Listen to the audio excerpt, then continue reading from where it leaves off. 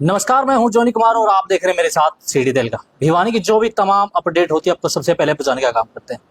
आपको बताना चाहूंगा, भिवानी से एक ऐसा मामला सामने आया जिसको देखकर आप हैरत और अंगेज रह जाएंगे, क्योंकि भिवानी में पहले कभी ऐसा हुआ नहीं था, लेकिन भिवानी में ऐसी जो वारदात पहली बार देखने को मिल रही है।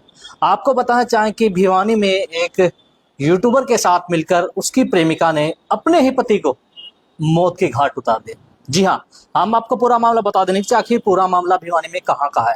तो हम आपको बताने जा रहे हैं कि भिवानी में जो पुराना बस स्टैंड है वहां पर एक गुजरों का मोहल्ला है। मोहल्ले में क्या है कि जो लड़की है या कहे एक बहू है, उसका नाम रवीना है, और जो उसका बॉयफ्रेंड कहे या कहे यूट्यूबर जिसका नाम सुरेश है, उन दोनों के बीच में काफी दिनों से अवैध संबंध चल रहे थे, जिसके चलते दोनों ने मिलने का प्लान बना और प्लान बनाने के बाद दोनों पहुंचे एक होटल में।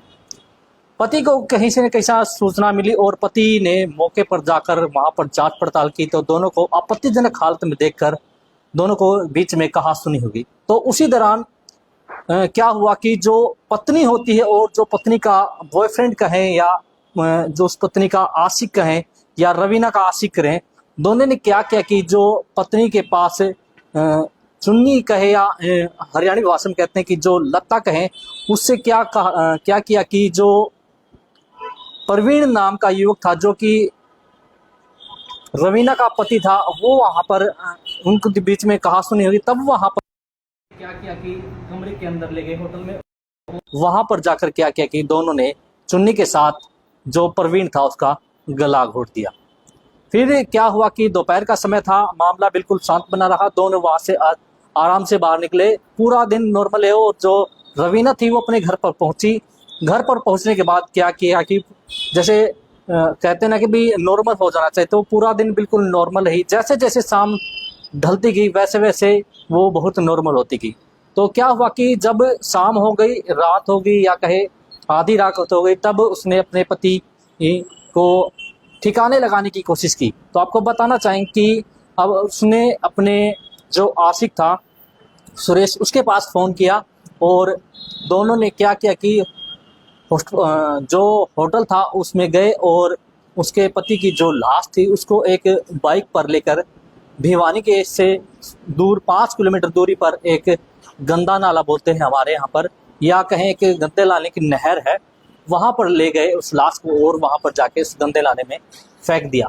फिर दोनों क्या किया कि दोनों जो यूट्यूबर था वो अपने घर चला गया और उसकी पत्नी वापस अपने घर आ गई। तो 3-4 दिन के बाद जब लगातार से जो प्रवीण था घर वालों को नहीं दिखाई दिया, तो घर वालों ने सोचा कि आखिर प्रवीण कहाँ गया। तो लगातार प्रवीण की तलाश शुरू हो गई। तो लगातार परिवार वाले प्रवीण को ढूंढने लगे, जिसके कारण प्रवीण की लगातार काफी जगह पर तलाश की। जो उसके दोस्त वगैरह थे सभी के पास फोन किया गया, लेकिन जो प्रवीण था उसका कहीं पर पता नहीं चला। उसके बाद परिजनों ने क्या किया कि जो चौकी है भिवानी के अंदर पुलिस स्टेशन, वहां पर उसकी रिपोर्ट दर्ज करवा दी। उसके बाद क्या क्या हुआ कि लगातार पुलिस के प्रयास करने के बाद कोई सुराग नहीं मिला, लेकिन शक तब हुआ जब उसकी पत्नी से पूछताछ की गई और पत्नी से पूछा कि आप उस दिन और उस रात कहाँ पर थी। तब जो पत्नी से पूछताछ की गई तो पत्नी से तो लगातार जो पत्नी से पूछताछ की गई तो लगातार जो एक तरह से अंधेरा छाया हुआ था वो रोशनी की ओर जाने लगा, जिससे पत्नी से जितनी भी पूछताछ की गई पत्नी उनमें उलझने लगी और लगातार जो मामला था सुलझता गया।